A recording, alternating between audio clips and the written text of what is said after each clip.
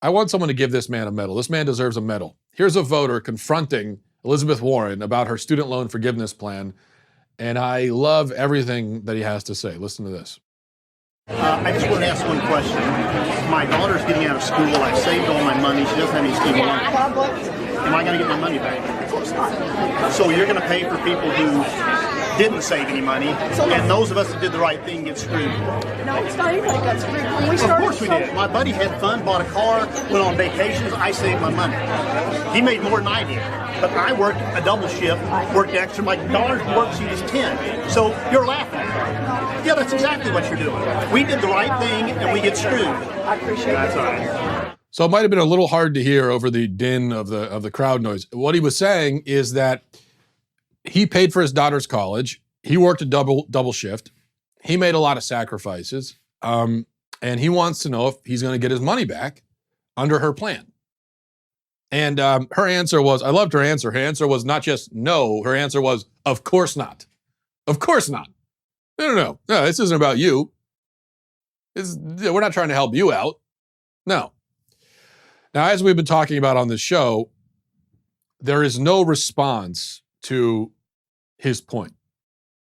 She has no response because there really isn't one to give.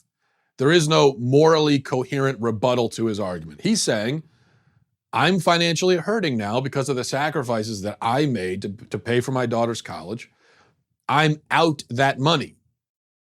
I've had to do a lot of things. I've had to change my whole lifestyle around. I've had to work double shifts and everything to afford, sending her to college. Am I going to be made whole? Will I get restitution? The only thing that a proponent of loan forgiveness can say, and this is what proponents have been saying about this guy, from what I've seen online, the only answer is, hey, tough luck, deal with it. No, you don't get any money. You don't get, hey, that's your problem. Quit your whining, you selfish jerk, basically. Here's the problem, though. If you can say that to him, if you are a person who wants loan forgiveness, and your message to this guy is, hey, tough luck, shut up.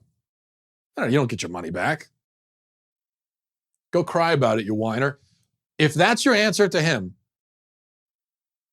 why can't that be my answer to you? You see, if that's what you're saying, why can't I throw that right back in your face?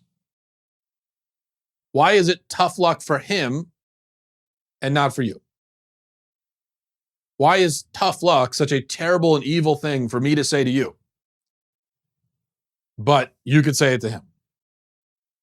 Personally, look, from my perspective, I think that guy is a much more sympathetic figure than you are.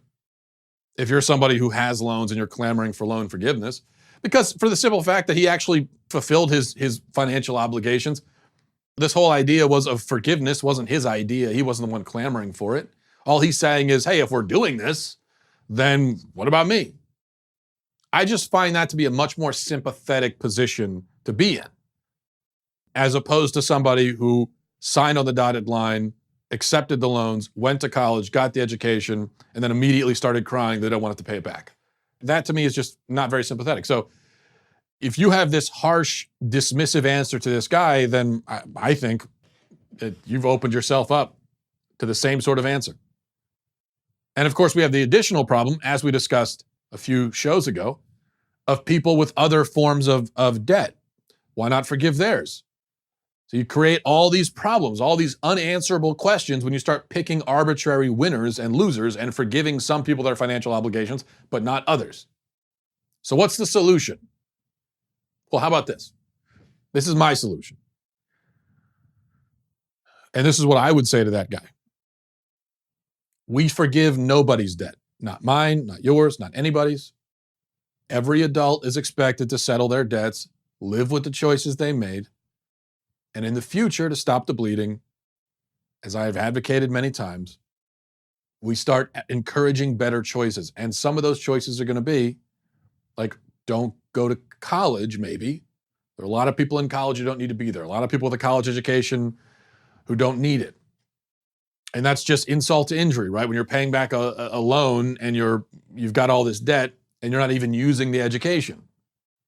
most of the time in life with these sorts of things, the only solution is people have to make better choices. That really is the only feasible solution. So with college and student loans and everything, the only real solution is just that people stop being reckless and foolish. It is reckless and foolish to take on enormous debt to go to college when you don't even know what you want to do with your life and you don't know if you're going to use the education.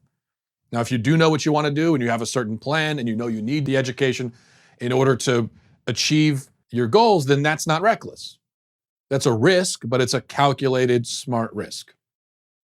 To take on a six-figure debt and go to college when you don't even know, when you have no idea what you want to do with your life, that's stupid. If we're talking about mortgage or people with car loans, and if you find that you can't afford your house, well, you probably should have bought a house you can afford. That is a stupid, reckless thing to do. What's the solution? People need to stop doing stupid and reckless things. That's it.